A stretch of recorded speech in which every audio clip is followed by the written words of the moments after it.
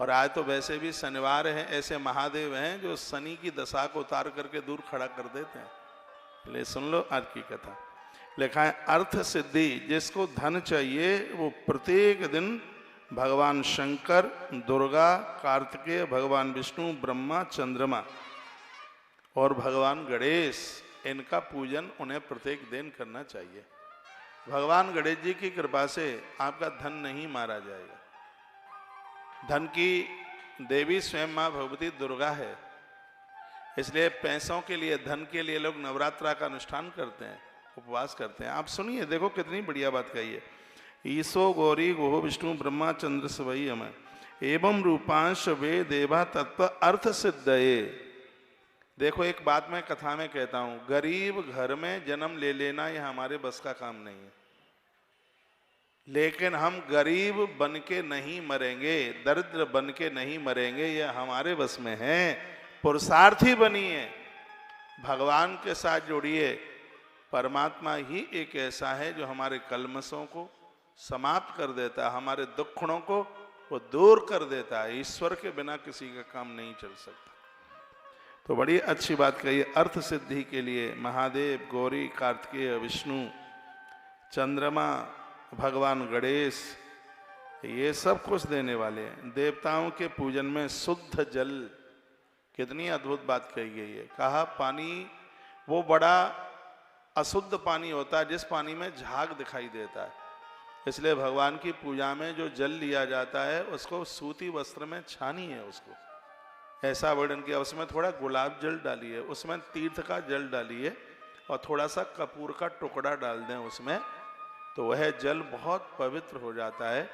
ऐसे जल से भगवान को स्नान कराने पर समुद्र और 7 नदियों के जल से स्नान कराने का फल प्राप्त होता है।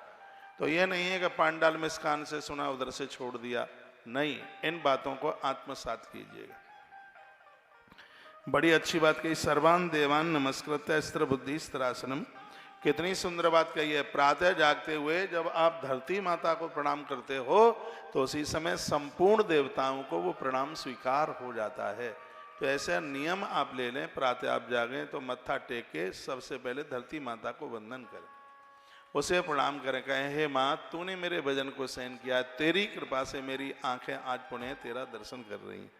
कितना अच्छा वर्णन किया। सर्वान देवान नमस्कृत्य, संपूर्ण देवताओं को नमस्कार हो जाता है भोर में जब आप धरा को, धरती माता को जब आप प्रणाम करते हैं। तीर्थ दक्षिण तस्ते मठे मंत्रालय बुध तर्त देवालय वापी ग्रहेवा नीतस्थले। क्या सुंदर बात कही गई है। क्या कहा गया है कि इसमें कहा गया कि देवालयों की जो स्थिति है, मठों की जो स्थिति है, नदियों की जो स्थिति है, जितनी स्वच्छता और पवित्रता है वैसा ही आपका घर बन जाता है। जब आपके घर में पूजा पाठ होता है, दिए जलते हैं आपके घर में, आपके घर में वृद्धों की सेवा होती है, तो ग्रंथ लिखता है आपका घर ही धाम बन जाता है, आपका घर तीर्थ बन जाता है। आप वृंदावन जाते हैं, अयोध्या जाते हैं, काशी जाते हैं, जाइए, लेकिन अपने घर को भी तो वृंदावन बनाइए। जिनके घरों में कभी लड़ाई झगड़े नहीं होते उनका घर वृंदावन है। जिनके घर में लोग सत्य का आचरण करते हैं उनका घर अवध है। और जिस घर में लोग एक दूसरे के लिए आंख में आंसू लिए रहते हैं उन्हीं का घर तो काशी है। अपने घर को ही काशी, अवध और सिर्फ वृंदावन में। चूल्हा चौका अलग हो गया है, कोई बात नहीं है। स्त्रियों में थोड़ी, माताओं में कम बनती है, क्योंकि अलग अलग माताओं के पेट से जन्म लिया है उन्होंने, हाँ, तो थोड़ी कम बनती है, ऐसा स्वभाव है। खास सगी भी 2 बहनें एक ही घर में हों तो उनमें तो और ज़्यादा झगड़ा होता है, बहुत ज़्यादा लड़ाई होती है। तो ठीक है, लड़ाई हो रही है, झगड़ा हो रहा है, चूल्हा चौका अलग हो गया है, लेकिन फिर भी मैं कहूँगा अपनी आत्मीयता से आप मिल करके रहिए। घर में कलह तो मत कीजिए, भले ही चूल्हे अलग हो गए, झगड़ा ना करें, क्योंकि ग्रंथ कहता है कि गरीबी वही है, दरिद्रता वही है जहाँ कलह होता है, जहाँ झगड़ा होता है। गोस्वामी जी ने बड़ी सुंदर चौपाई लिखी। क्या कहते हैं वो? जहाँ सुमति तहाँ संपत्ति नाना। दोनों हाथ रामायण की चौपाई। सुमति तहाँ संपत्ति नाना, जहाँ कुमति तहाँ विपत्ति निदान। जहाँ सुमति तहाँ संपत्ति नाना। जहाँ सुमति तहाँ संपत्ति नाना। जहाँ कुमति तहाँ विपत्ति निधाना। जहाँ सुमति तहाँ संपत्ति नाना तहाँ कुमति तहाँ विपत्ति निदान। मानस की रामायण की चौपाई है। संपदा वही है जिन घरों में सुमति है। लड़िए मत, बिल्कुल मत लड़िए, आप प्रसन्न होकर के रहिए। वो बड़े भाग्यशाली हैं जिस घर में देवरानी और जेठानी एक ही चूल्हे की रोटी खाती है। यदि आपके घर में ऐसा चल रहा है तो ये बहुत बड़ा पुण्य है। इतना समझौता है घर में। अभी चूल्हा चौका अलग नहीं हुआ है। जब तक सास ससुर जिंदे हैं तब तक तो अपना चूल्हा चौका अलग मत कीजिएगा। और अलग हो भी गए हैं तो ऐसा बहाना खोजिए, अपना अधिकार समझिए। जेठानी देवरानी के घर जाए तो रसोई में घुस जाए और कहे छोकरी क्या बनाया आज, क्या बनाया है, अपने अधिकार के साथ परोस करके जीम ले खा ले। और देवरानी जेठानी के यहाँ गए, जी हमारी तो जी बड़ी चटोरी है, खुशबू आ रही है, लग रहा है कुछ परोस करके हमें खाना है। जहाँ जिन घरों में इतना प्रेम इतनी प्रीति होती है, जितने भी बच्चे हैं, बड़े पापा के घर को पराया मत मानिए, चाचा के घर को पराया मत मानिए। पापा से भी चाचा बढ़ करके है, पापा से भी बड़ा पापा बढ़ करके है। ये अनुभव करके आप देखेंगे, आपको लगेगा सच आपका घर घर नहीं, आपका घर ही देवालय बन जाएगा। यही बात इस ग्रंथ में वर्णन किया, कहा गया कि आपका घर तीर्थ बन जाएगा। तो हमारी कथा तो यही संदेश देती है। सीधी कहानियां तो आप घर पर भी से पुराण ले आओ, घर पर पढ़ लो। लेकिन कथा में जो जरूरी बातें हैं वो ये हैं कि अपने घर को धाम बनाइए, अपने घर को तीर्थ बनाइए और प्रत्येक दिन भगवान की आराधना कीजिए, नित्य जप कीजिए। क्या सुंदर लिखा, केवलम वा जपे नित्यम ब्रह्मांडस्य च पूर्तये सहस्रमभिषेक नित्यम प्रातः ब्रह्मस्तपुंगवा। वर्णन किया गया है कि नित्य आप यदि जप करते हैं, ब्राह्मण का ब्रह्मत्व आपके हृदय में उतर के आ जाता है। कि कौन सी भी जाति में आपका जन्म क्यों ना हुआ। मैंने बहुत बणियों को ब्राह्मण के गुणों में देखा है, मैंने बहुत क्षत्रियों को ब्राह्मण के गुणों में देखा है, मैंने बहुत कनिष्ठ को ब्राह्मणों के गुण में देखा है। ये ऐसा क्यों हुआ है? कहा कि आप ईश्वर का जप करते हैं, आप भगवान का जप करते हैं तो चारों गुण आपके अंदर उतर के आ जाते हैं। चारों गुण कौन कौन से? एक है शिक्षक, एक है रक्षक, एक है पोषक और एक है सेवक। चार चीजें हर व्यक्ति के उत्थान के लिए चाहिए। विचार बढ़िया हो, समाज की रक्षा कर सकें, लोगों का भरण पोषण कर सकें और जरूरतमंद लोगों की सेवा कर सकें। ये चारों गुण उनके अंदर आ जाते हैं जो नित्य भगवान का जप करते हैं। कल या परसों मैंने निवेदन किया है, यदि आप माला नहीं जपते हैं तो आप अपनी जिंदगी के साथ एक बहुत बड़ा अन्याय कर रहे हैं। कितने भी आप व्यस्त क्यों नहीं हैं, आपको पानी पीने को टाइम ना हो तो भी कम से कम 100 नाम भगवान के श्रद्धा के साथ रोज लीजिए। आज समझ में नहीं आ रहा है तो 5 साल बाद आएगा, जब कमर तीर कमान की तरह झुक जाएगी तब समझ में आएगा। मेरी दादी यहाँ बैठी हैं, मैं कहूँगा बड़ी बड़ी मौतें हो गई, लोग देहली तक रोते रह गए। तुम क्या समझ रहे हो कि 12 साल रोएंगे तुम्हारे लिए? ये 13 दिन भी नहीं रो पाएंगे। हाँ, तीसरे चौथे दिन से तो खूब सब कुछ चलता है, खाना पीना खूब चकाचक चलता है और ज़्यादा चलता है। उन दिनों में संसार तो बस सब ऐसे ही है, सरक रहा है और भूल जाओ इस बात को। 50, 60, 70 साल इस खानदान के लिए करते रहे हो, 2, 4, 5 साल की उम्र बची है, ये बचा खुचा जीवन भगवान को दे दो तो परलोक भी सुधर जाएगा और अगली बार कहीं अच्छे घर में जन्म मिल जाएगा। अब भजन कर लो। और मैं तो कहता हूं कि भजन जवानी में कर लो। भजन कर भरी जवानी में बुढ़ापा किसने देखा है, भजन कर भरी जवानी में बुढ़ापा किसने देखा है। बूढ़े होंगे कि नहीं होंगे, बीच में ही गुब्बारा फूट गया क्या पता है। इसलिए भजन में लग जाइए। पूजा में पति और पत्नी दोनों बैठा करो, इतना तो टाइम निकालिए। तुम्हें पता नहीं है, अग्नि की साक्षी में आपने कुछ 7 वचन भरे थे और उसमें एक यह भी वचन आपने दिया है, जब तू यज्ञ के लिए कहेगी, जब तू तीर्थ यात्रा के लिए कहेगी, तो मैं अग्निदेव को साक्षी मान करके कहता हूं कि मैं तुझे कभी नहीं रोकूंगा, इसमें तेरी मदद करूंगा और तेरे संग भी चलूंगा। इसमें यह आप 7 वचन देकर आए। लेकिन दुर्भाग्य यह है कि पंडित जी महाराज 7 वचन क्या सुनाए हैं, सुनता ही कौन है, कहां सुना जाता है। वो 7 वचन बड़े अद्भुत होते हैं। पति पत्नी के दोनों के द्वारा वो वचन दिए जाते हैं। पति भी अपनी घरवाली से कहता है, बहनें सुन लो, आपने भी वचन दिया है।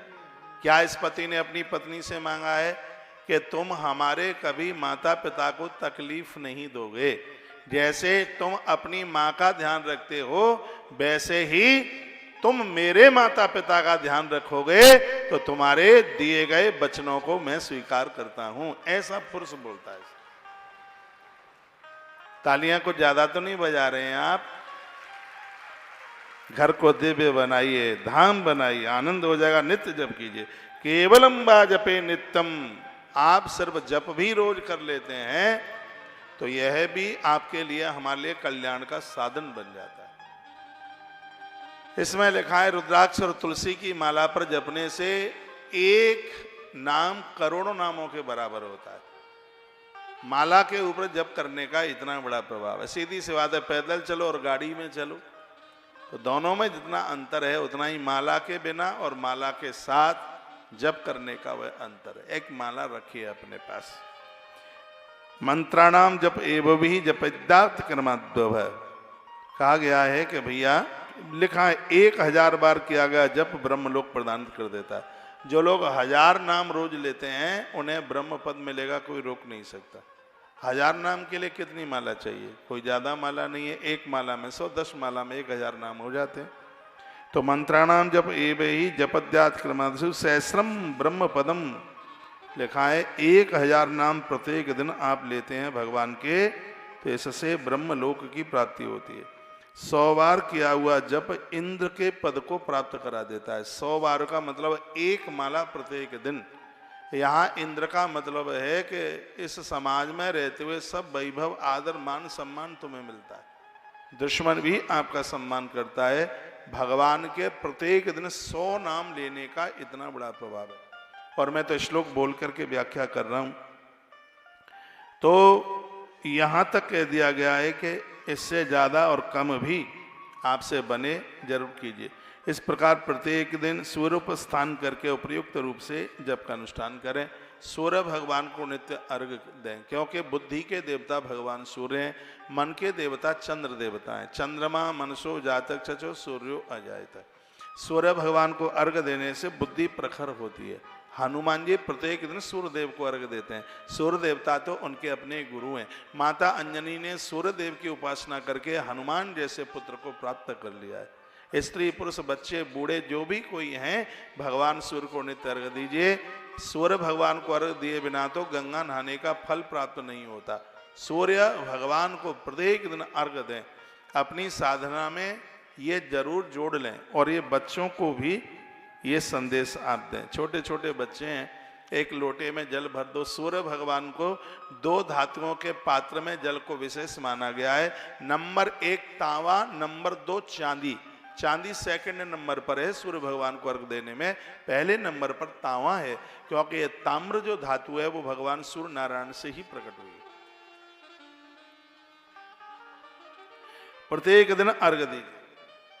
कहा गया लक्ष्य द्वाद से युक्तस्तु पूर्ण ब्राह्मण ईरितः। 12 लाख गायत्री का जप करने वाला पुरुष पूर्ण ब्राह्मण के रूप में, ब्राह्मण का ब्रह्मत्व उतर के उसके पास आ जाता है। ग्रंथ में तो लिखा है कि जो ब्राह्मण गायत्री का जप नहीं करता तो ना तो उसका आशीर्वाद लगता, ना उसका श्राप लगता। सुन रहे हैं कि नहीं सुन रहे हैं? कि श्राद्धों में पूरी खाते रहोगे? वर्णन है इसमें, जो ब्राह्मण गायत्री नहीं जपता ना तो उसका श्राप लगेगा और ना उसका आशीर्वाद लगेगा। इसलिए ब्राह्मण के बच्चे का जनेऊ संस्कार 12 साल की उम्र तक हो जाए, क्योंकि जनेऊ संस्कार के बिना गायत्री जपने का अधिकार नहीं है। 8 से 12 साल का जो समय है वो ब्राह्मण के जनेऊ के लिए, 12 से 16 वर्ष का समय वो क्षत्रिय के बच्चे के जनेऊ के लिए, और 16 से 22 साल का जो समय है वो वैश्य के बच्चे के जनेऊ के संस्कार के लिए। यज्ञोपवीत के बिना गायत्री का जप किया नहीं जाता है। कहा गया है जिसके घर में गायत्री जपने वाला ब्राह्मण एक पूड़ी भी खा के गया है, उसके पुरखे पितृलोक में नृत्य करते हैं, नाचते हैं। मैं अपनी बड़ाई नहीं कर रहा हूं, भगवान मुझे क्षमा करे। हम जैसा व्यक्ति किसी के घर में जाकर के एक घूंट पानी भी पी ले तो पितृलोक मुस्कुराने लगेंगे, उन्हें खुशी होगी। आप कहोगे क्या विशेषता है? ये विशेषता, हम 365 दिन यज्ञ करते हैं और 365 दिन महादेव का अभिषेक करते हैं, 365 दिन गायत्री जपते हैं, एक भी दिन एब्सेंट नहीं होता, 365 दिन। और सबसे और बड़ी बात है, जब से जन्म लिया है तब की बात कर रहा हूं, पहले जन्म का तो पता नहीं है। चाय पीना तो बहुत है, जीभ के ऊपर कभी चाखा भी नहीं है कि चाय का स्वाद कैसा होता है। इन बातों को सुनकर बीड़ी, सिगरेट, गुटखा, तम्बाकू ये तो बहुत दूर की बात है, मैं चाय की बात कर रहा हूं। एक बार मैंने अपनी मां को पूछा था, कहा मां छोटे में तूने कभी मुझे चाय पिलाई? तो उसने कहा बेटा चाय नहीं दूध पिलाया। हाँ।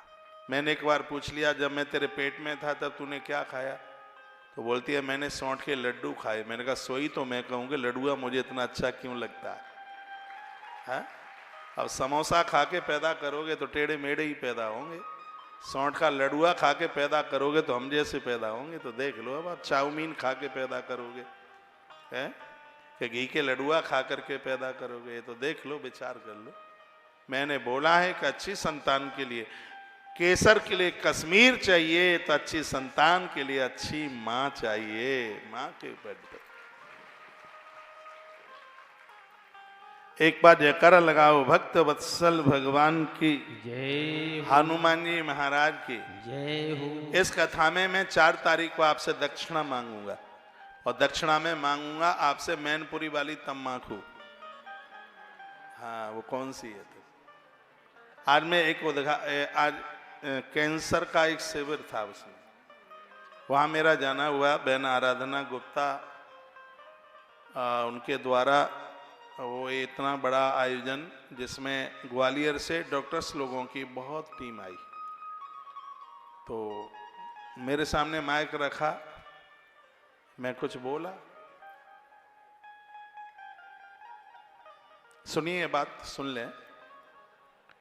मैंने कहा कि दुनिया में कैंसर के रोगियों में भारत का दूसरा नंबर हो गया है और यह बिल्कुल भी ठीक नहीं है। प्रत्येक वर्ष कैंसर की बीमारी से बहुत लोगों की मृत्यु हो रही है। 2000 के आंकड़े में सन 2000 में एक साल में 5 लाख लोग कैंसर से मर रहे थे और ये सुनकर के हैरानी हो रही है कि 2022 में एक साल में 17,90,000 लोगों की मृत्यु कैंसर से एक वर्ष में। अब आप ये विचार कीजिएगा तो ये कितना बड़ा ये दर है। तो मृत्यु दर, लोग खत्म हो रहे हैं। 5 लोगों में 2 ही लोग बच पा रहे हैं, 3 लोग खत्म हो रहे हैं कैंसर के द्वारा। तो इस जंग को जीतना है। वो कैसे जीती जाएगी? मैंने कुछ आयुर्वेद की बातें बताई। हर 8 से 15 दिन में एक बार पालक खाइए, पेट में पालक का रस पहुंचे, इससे शरीर में गांठ नहीं बनेगी। पत्ता गोभी खाइए, पत्ता गोभी, वो दूसरी वाली तो बहुत नुकसान करती है, पत्ता गोभी ठीक है। टमाटर इस रोग से लड़ने के लिए बहुत सहायक है। मुलेठी का रस इस रोग से लड़ने के लिए बहुत ही ज्यादा सहायक है। हल्दी वाला दूध इस रोग से लड़ने में बहुत ज्यादा सहायक है। भोजन के बाद में एक आध लौंग, इलायची, अजवाइन और जीरे का पाउडर टाइप का रख लीजिए, थोड़ा काला नमक डाल लीजिएगा। इससे जिंदगी में कभी मुंह का कैंसर नहीं हो सकता। कुछ चीज़ें ऐसी हैं कैंसर में, मुंह का, नारी के लिए छाती का कैंसर, आंतों का कैंसर, फेफड़ों का कैंसर, ये 4 जगह पर कैंसर अपने पाम फैलाता है। और इस जंग को जीतने के लिए बहुत सजग रहने की जरूरत है। कहा जाता है 65% रोगी कैंसर के द्वारा उसकी चपेट में समाप्त हो रहे हैं। इसके लक्षण हैं भूख ना लगना, शरीर का ऐंठना, मुंह में से बदबू आना, ये वजन का लॉस होना, वजन कम होना, ये कैंसर की ये चिन्ह है ये। और ये थोड़ी सी लापरवाही हुई तो ये किसी को भी हो सकता है और जानलेवा बीमारी है। इससे बच पाना फिर बहुत ज़्यादा मुश्किल है। इसलिए मैं तो बहुत आग्रह पूर्वक कहता हूँ। अब मैं ये सब जानकारी इसलिए रखे हूँ क्योंकि तुलसी तपोवन गौशाला एक बहुत बड़े कैंसर हॉस्पिटल का निर्माण करने के लिए जा रही है, तो इसलिए ये आंकड़े मैं रखे हूँ। और इन्हीं आंकड़ों को पढ़ करके मेरे मन में बात आई। मैं कभी किसी कैंसर मरीज को देखने के लिए गया, मुरैना डिस्ट्रिक्ट की बात है, अंबा एक जगह है, तो आश्रम के बहुत खास थे, उन्हें कैंसर हो गया। मुझे सूचना मिली, मैं उन्हें देखने को गया। वो लिपट गए मुझसे रोते हुए, कहने लगे कि महाराज जी बस हमारा जीवन इतना सा ही था, अब दोबारा हमारी और आपसे मुलाकात नहीं हो पाएगी, और हुई ही नहीं। वो कहते हैं कि परमात्मा तुम्हें इतना सक्षम बनाए, तुम गौ माता के भक्त हो, हनुमान जी के भक्त हो, और मेरे मुख पर बैठ कर के हनुमान ही बोल रहे हैं, यदि हो सके तो लोगों के लिए तुम कैंसर हॉस्पिटल की स्थापना जरूर करना। ये उनके शब्द थे। कहते हैं इस बीमारी में सब कुछ बिक जाता है, फिर भी मरीज को बचाना बड़ा मुश्किल होता है। जगबीर सिंह ठेकेदार, वो तोमर थे, क्षत्रिय वंश में, बहुत अद्भुत आदमी, उनकी कैंसर में मृत्यु हो गई। यह बीमारी बड़ी खतरनाक है, इसमें बहुत सावधान रहने की आवश्यकता है। सुबह भोर में जल्दी जागिए, थोड़ा घूमिए, एक्सरसाइज कीजिए, और इन बच्चों को, युवाओं को बचाइए। ये धूम्रपान न करें, शराब न पिए, उल्टा पुल्टा ना खाएं, बिल्कुल गुटखा तम्बाकू ना खाएं। एक व्यक्ति दुनिया छोड़ के जाता है, जवाबदार व्यक्ति, उसके घर में त्राय त्राय मच जाती है, कितनी तकलीफ होती है। छोटे छोटे बच्चे, मायूस बच्चे, बेटियां शादी के लायक हो रही हैं, और वो दुनिया छोड़ करके चला गया। इस भयंकर पिशाच से पूर्ण रूप से बचने की कोशिश कीजिए, ये बहुत खतरनाक है। आपने गुटखा वाली फैक्ट्रियों को माला माल कर दिया, आपने तम्बाकू वाली कंपनियों को माला माल कर दिया, इनके पास इतनी दौलत हो गई है। और ये कब? जब लोगों को ऐसे नशे लग गए, ऐसा व्यसन लग गया। इससे पूर्ण रूप से मुक्ति की आवश्यकता है, नहीं तो बहुत ज़्यादा दिक्कत हो जाएगी।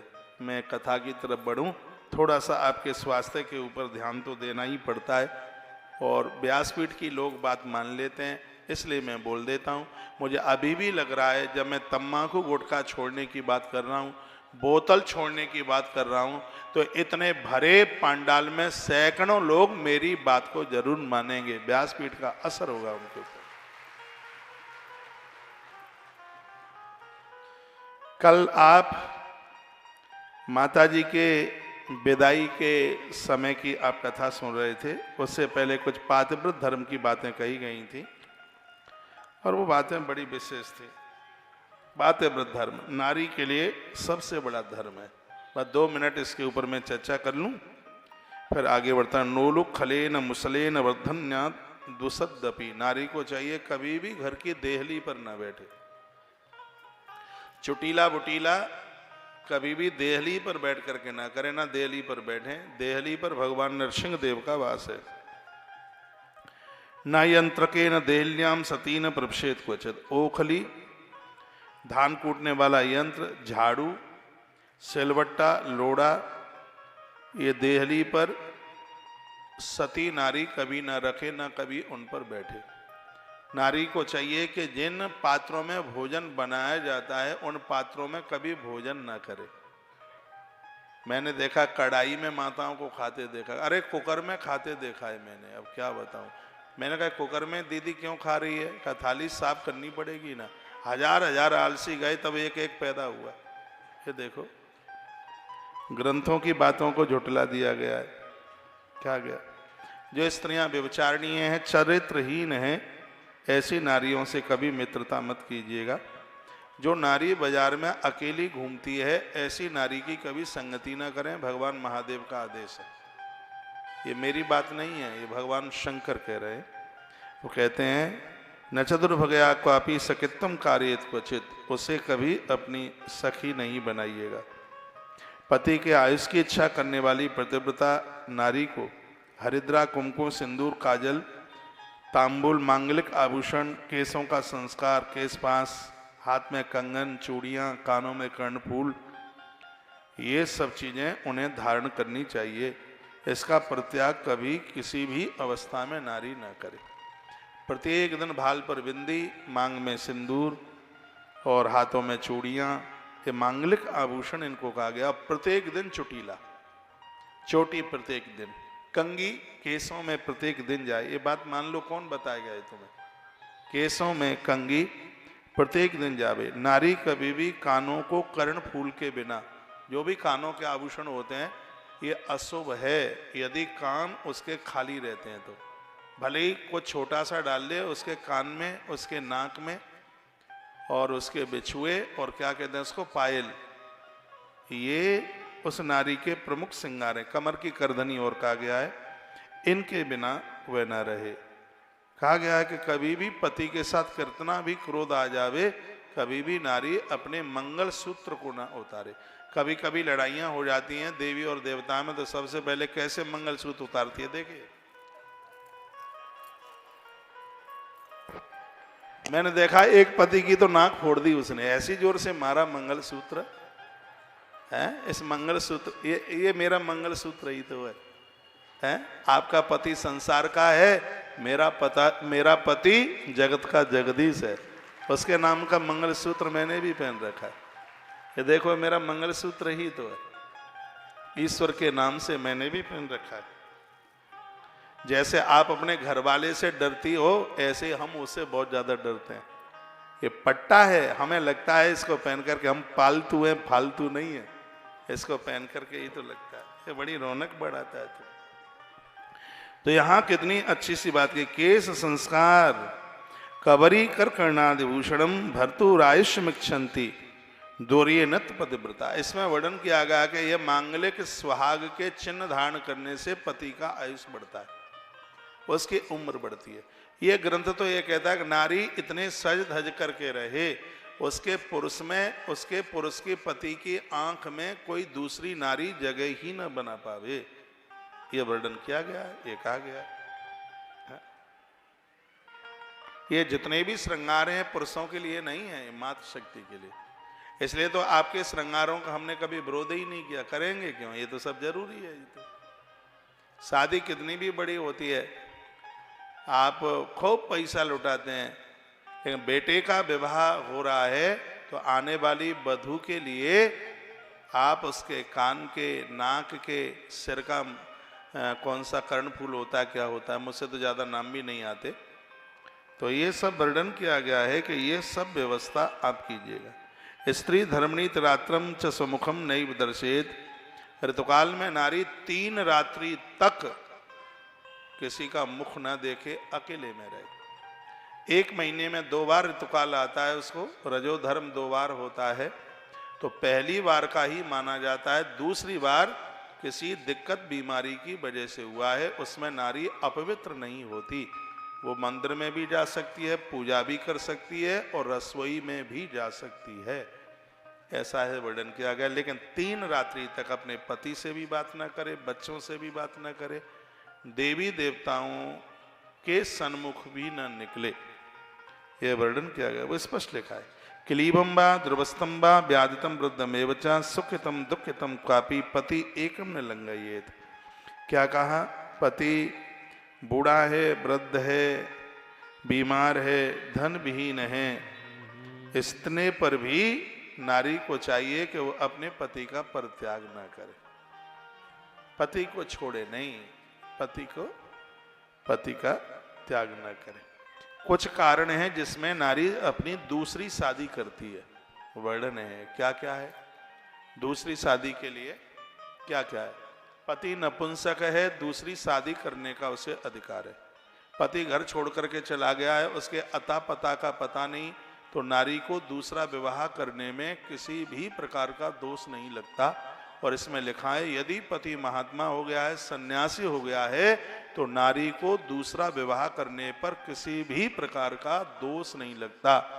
पति संतान को जन्म देने में असमर्थ है और वर्णन किया गया है कि वो माथे से बहुत ही ज्यादा विचलित है, और ऐसी स्थिति में नारी को दूसरा विवाह करने में कोई दोष नहीं लगता। और बातों बातों में थोड़ा सा झगड़ा हो गया और मंगलसूत्र छोड़ करके फेंक करके भागती है, कहा तुमसे तो हमने बहुत देखे हैं, और दूसरी शादी कर लेती है। तो हमारे ग्रंथों में कहा गया है कि वो सदाचार में नहीं है, वो ठीक में नहीं है, वो बिल्कुल ठीक नहीं है। सुखितम दुखितम बापी पति एकन में लंघेत। नारी के लिए पति का सुख उसका खुद का सुख है, नारी के लिए पति का दुख उसका अपना दुख है। कहा जाता है कि व्यक्ति की परछाई संग छोड़ सकती है, लेकिन ऐसी उसकी पत्नी है जो जीवन के अंत तक अपने पति का कभी साथ नहीं छोड़ती। ये माता पार्वती के सामने वो देवियां सब बातें सुना रही हैं। हरिद्रा कुमकुम चैव सिंदूरम कज्जलादिकम। कहा गया है कि नारी हल्दी का उबटन लगा करके उसे स्नान करे, हाथ में मेहंदी लगाए, आंख में काजल लगाए, इन सब चीजों का वर्णन किया गया। बिना विवाह सा समयम प्रागम नाचरेत क्वचित यत्र यत्र चिर भूतो तत्र प्रेमवती भवेत।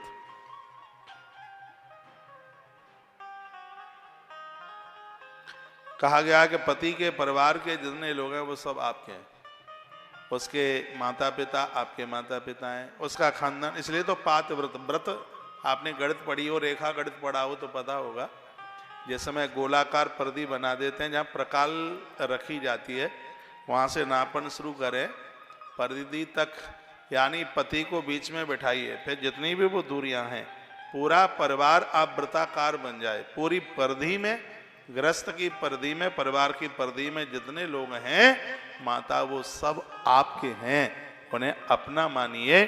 यही पातिव्रत धर्म है। एक ही धर्म एक व्रत नेमा, कायः वचन मन पति पद प्रेम। पति के चरणों में उसकी पूरी श्रद्धा हो, ऐसा वर्णन किया गया। बातें तो बहुत बताई गई हैं, बहुत अद्भुत बातें कही गई हैं, बड़े नियमों का पालन किया गया।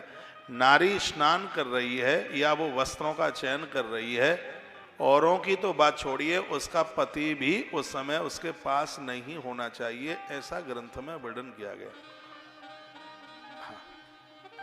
लोग इतने पुण्य करते हैं, इतना भजन करते हैं, लेकिन फिर कुछ मिलता क्यों नहीं है? क्योंकि पुण्य तो इतने करते हैं, लेकिन पाप करने में, अपराध करने में भी तो कमी नहीं छोड़ रही। ये बात मुझे बड़ी अच्छी लगी है।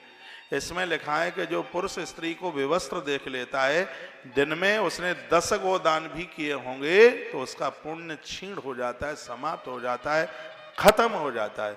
इसलिए कहा जाता है कि मातृशक्ति इस तरीके से वस्त्र पहने कि उसको कोई देख ना पाए, उसके अंगों को कोई ना देख पाए।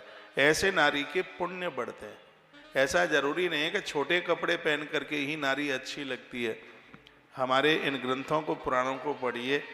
माता जानकी की वेशभूषा, हमारे देवियों की वेशभूषा का खूब वर्णन किया है ग्रंथों में। तत्पश्चात एक रूपा भवेत पुण्या संपत्सु च विपत्सु च। देखो, मैं तो श्लोक बोल के व्याख्या कर रहा हूं, इसलिए मेरी हर बात मजबूत है। क्या गया? पतिव्रता स्त्री सदैव संपत्ति तथा विपत्ति दोनों अवस्था में एक जैसी रहे। पति के पास अमीरी है तो भी वैसी, और गरीबी है तो भी वो वैसी ही रहे। जब उसको सब छोड़ देते हैं तब पत्नी ही तो उसकी सहायक बनती है।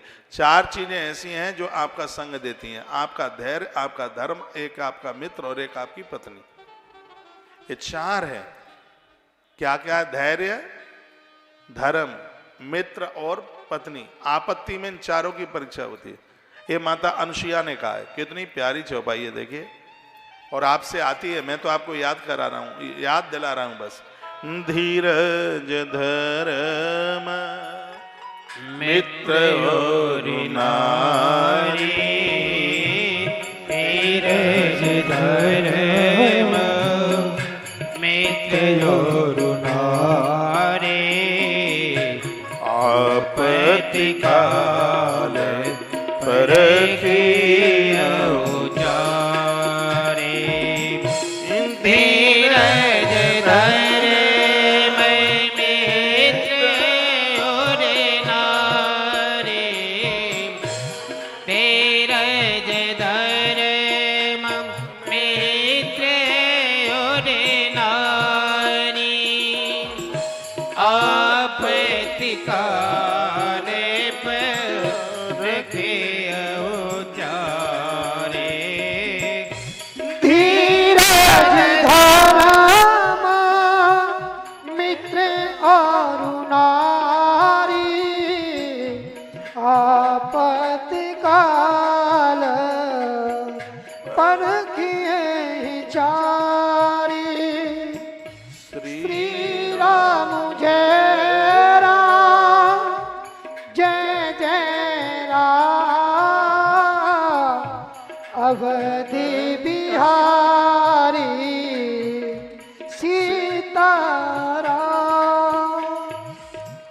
श्री राम जय राम, धीरज धर्म मित्र और नारी, आपत्ति काल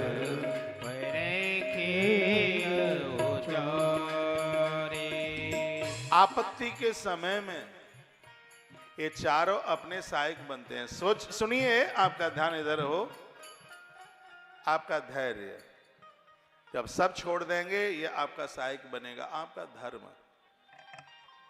आपकी गृहिणी, आपकी पत्नी और आपका मित्र, ये चार हैं जो आपका संग नहीं छोड़ेंगे। कर्ण जैसी मित्रता हो। खूब समझाया उसने, दुर्योधन को छोड़ा नहीं, उसने मित्र धर्म को निभाया। भगवान ने अपने हाथ के ऊपर उसका अंतिम संस्कार किया। मित्र भी एक धर्म है ना। तो चार की बात कही गई। अगली बात क्या कही जा रही? उच्चासनम न सेवेत न ब्रजेत तो सन्निधौ। कभी भी पत्नी को पति से ऊंचे आसन पर न बैठे। बराबर में बैठ सकती है, लेकिन ऊंचे आसन पर नहीं। लेकिन होता तो यही है कि ज्यादातर ऐसे माताएं चोटिल हैं, घुटना काम कर नहीं रहे हैं, कमर काम कर नहीं, कमर में दर्द होता है। सौंठ का पाउडर 2 गिलास पानी में डालिए और वो जल करके 2 गिलास का 1 गिलास रह जाए तो उसमें 1 चम्मच अरंडी का तेल डाल दीजिए। फिर उसमें 1 उबाल आ जाए तो बिना छाने उसको आप पी लीजिए। कमर का दर्द भाग जाएगा मैनपुरी छोड़ के। साधारण सा उपाय है। अरंडी तो जानते हैं आप। बच्चों को जन्म देने के बाद में ये बीमारियां ज्यादातर ऐसे माताओं को ही होती हैं। कमर में दर्द है, घुटने में दर्द है, पति तो नीचे बैठा है, अब माई को तो सोफा चाहिए और बेचारी को लाज भी बहुत लगती है। हम जैसे लोग पहुंच जाएं, घर वाला धरती पर बैठा है, वो सोफे पर बैठी है, तो बेचारी को बड़ी लज्जा आती है। वो करे भी तो करे क्या करे वो। तो फिर ऐसा वो कर सकती है, वो कह दे कि तुम 24 घंटे धरती पर बैठे रहा करो, लेकिन जब तुम मेरे सामने होते हो तब तो आप कम से कम आप कुर्सी पर या सोफे पर बैठें। आपसे हमारी ये प्रार्थना है। जैसे